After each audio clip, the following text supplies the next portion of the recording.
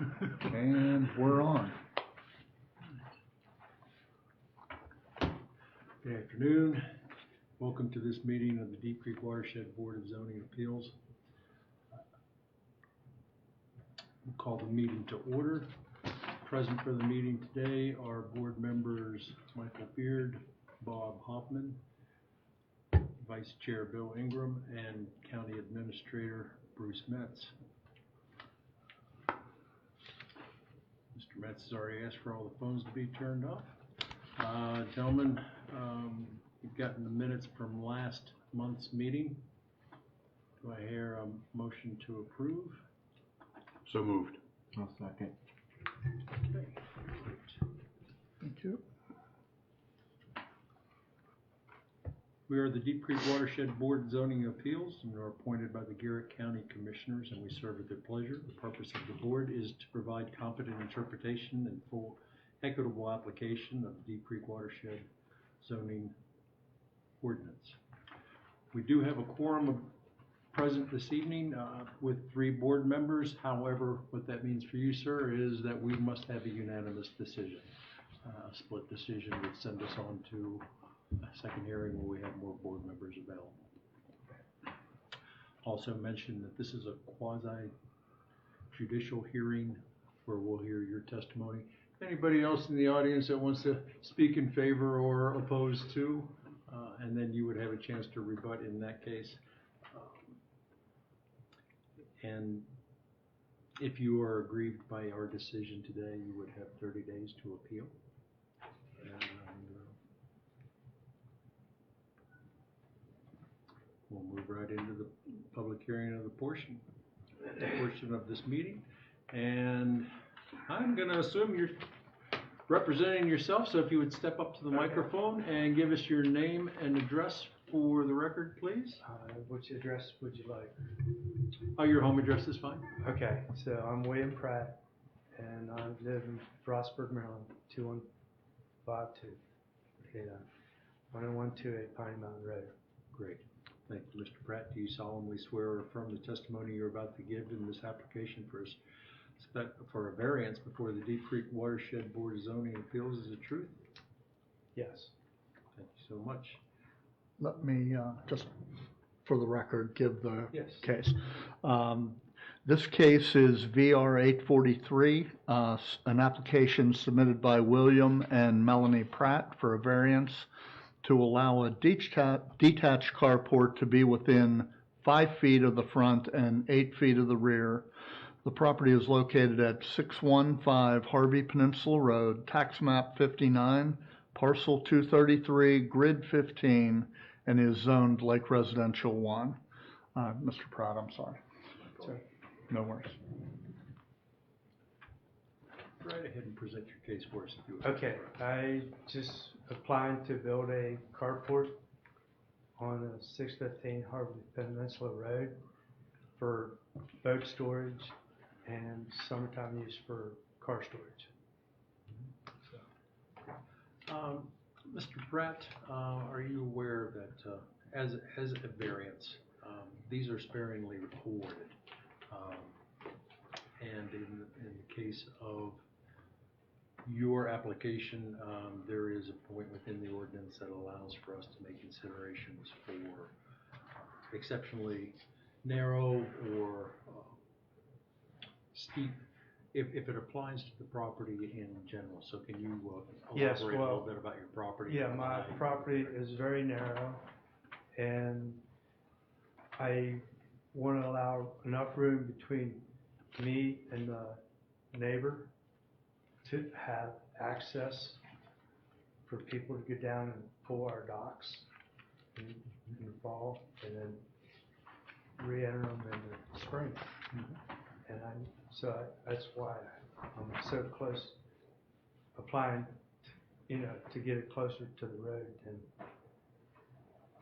You need what's allowed. You need an access point to get down to the water. I do, yes. Okay. Yeah. Correct. Excuse me, just, we were there today.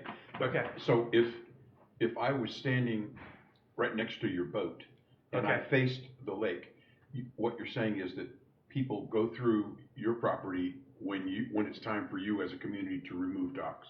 Exactly. Gotcha, okay. Yeah, because the other properties on the other side of Mhm. my place, they've all been blocked off, so everybody uses our right of way Yeah, down between our cabins to get Gotcha.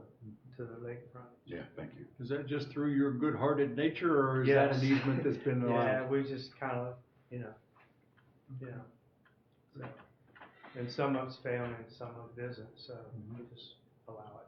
We've got a very close community there, so Yes. it's important for everybody to work together, I'm sure. Yeah. And also for the record, although we do have it in your application, can you tell me the size of the structure that you're proposing? It is 12 by 20. That's what I have. Okay, great. And Mr. Pratt, can you describe the structure for it? Is it going to be something similar to the structure on your neighbor's property directly next to you? Is it going to be an open air? When you say carport, to me that kind of... It's open air. It's an open air. It's just going to be post with a roof over it. It's not going to be closed in or anything like that. It'll be open. Very good. Have lighting to it, or? No lighting, no, just a carport.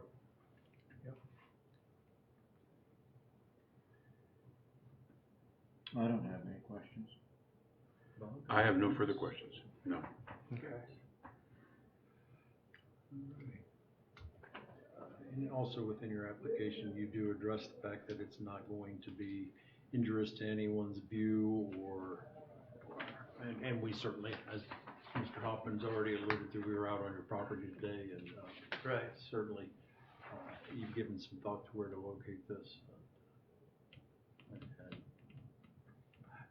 for one, I'm in agreement that it's in the best place on your property, not that you've got a lot of options there.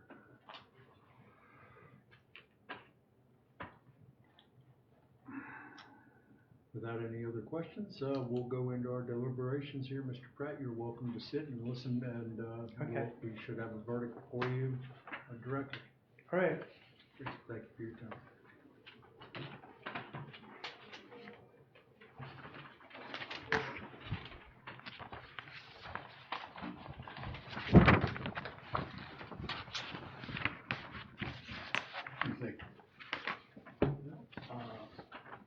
I can appreciate that it's an open air facility and something that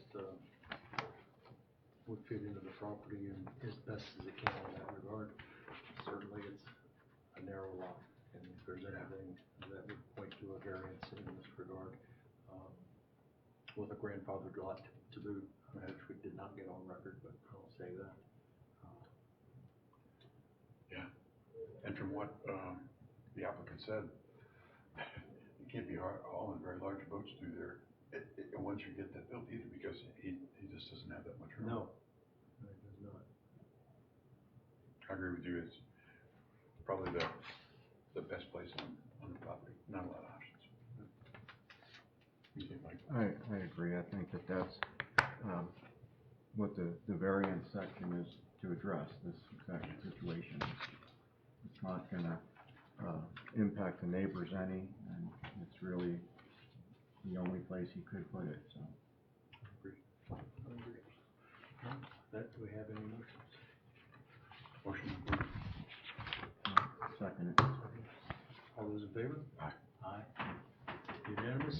There you go, Mr. Pratt. We'll get into the particulars about it. As Mr. Metz has brought to our attention that we have a little bit of a gap to fill for your setback, so we'll set that at 5 feet from the side property line, or is it front property line? Because it's I accidentally misinterpreted the site plan and put on one end it's 6 feet and on the other side it's 5.6. In my write-up, if you look up here, yeah, 6 feet over here it's 5.7. Okay. We always err a little bit and round it to the nearest feet, so we're gonna be asking for 5 feet and 8 feet. So Okay. you have a little bit of wiggle room there. If you're off a little bit in Okay. your construction, we don't wanna have to go back through the process. So, Okay. Maybe okay? tear it down and rebuild it again? Yeah, so you'll get an opinion and order from me, and, Okay. and then once you get that, you'll be able to apply for a building permit. Okay, Okay? all right. All right. And I'll just remind you also, after you get your building permit, we didn't get any letters of opposition, and from what you, say about your community, everyone's on the same page with that, we can see the structures that are there, but there would be 30 days, that someone could appeal this order. Okay. So not only that, okay, you're gonna be in agreement with but someone else within the community could disagree and place an appeal on it. Okay. All right. Okay, good. Okay, thank you. Thank you, sir. Right, thank you. Happy holidays. You too. Thanks. Have a Merry Christmas. Thank you, Do you you too. want to do the adjournment process, sir, Bill? Yes. And then I'll shut this down. Okay. All right. Have a great day. All right. Happy holidays. You too. Merry Christmas.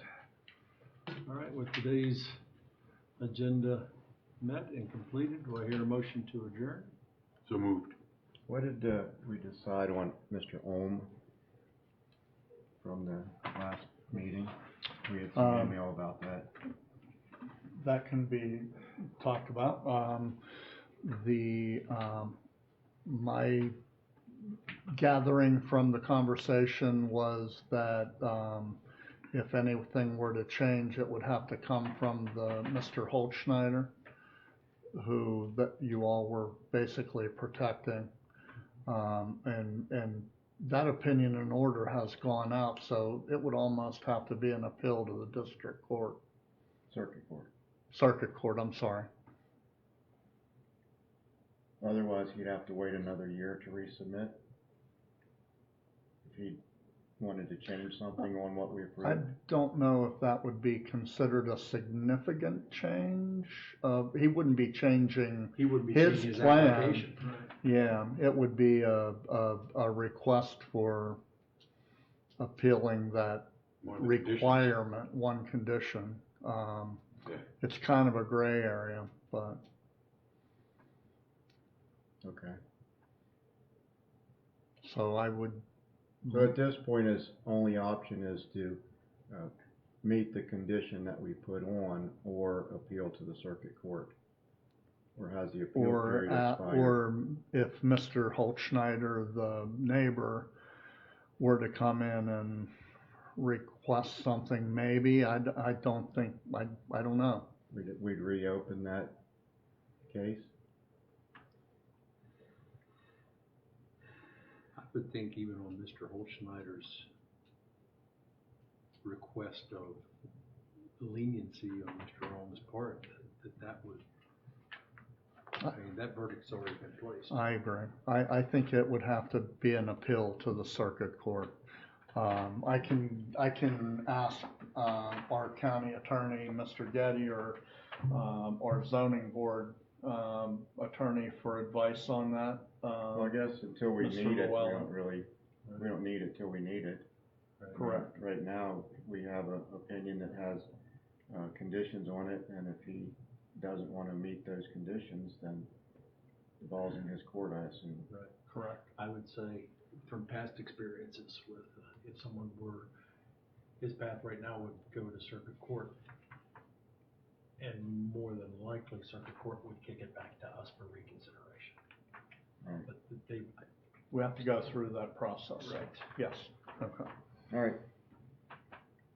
So I'll make a motion to adjourn. We're adjourned. We're adjourned.